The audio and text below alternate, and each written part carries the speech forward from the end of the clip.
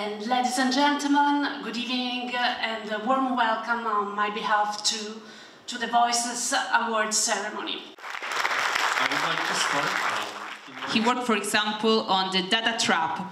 This extensive investigation uncovered unknown details about the commercial and political interest behind the European Commission proposal to use AI technology to scan for child sexual abuse material online. Please, Giacomo, the stage is yours.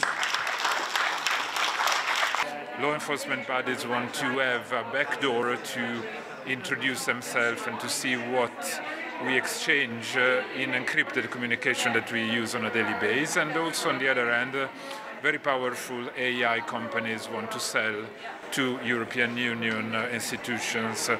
We were awaiting that some level of secrecy existed, but we didn't expect till the level we encountered.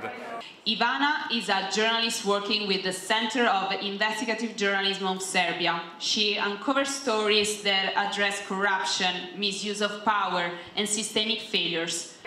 Just before the elections 2023, we did one big investigation, and actually I went undercover to expose how the ruling party in Serbia was buying votes and manipulating voters.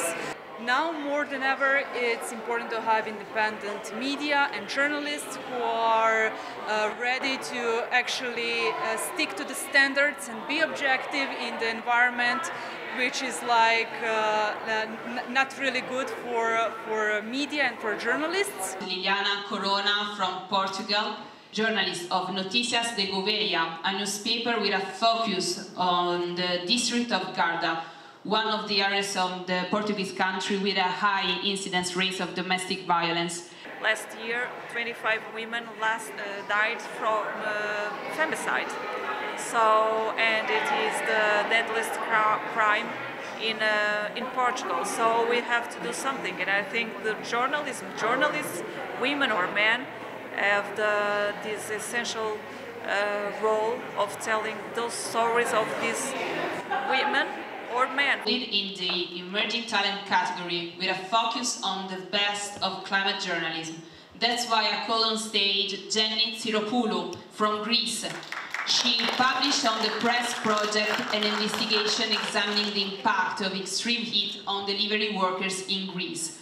Labor rights in the context of changing climate conditions and the extreme heat waves that we suffer in Greece. Yeah, but it became another tool, another weapon for the workers to demand better conditions for their health and their lives.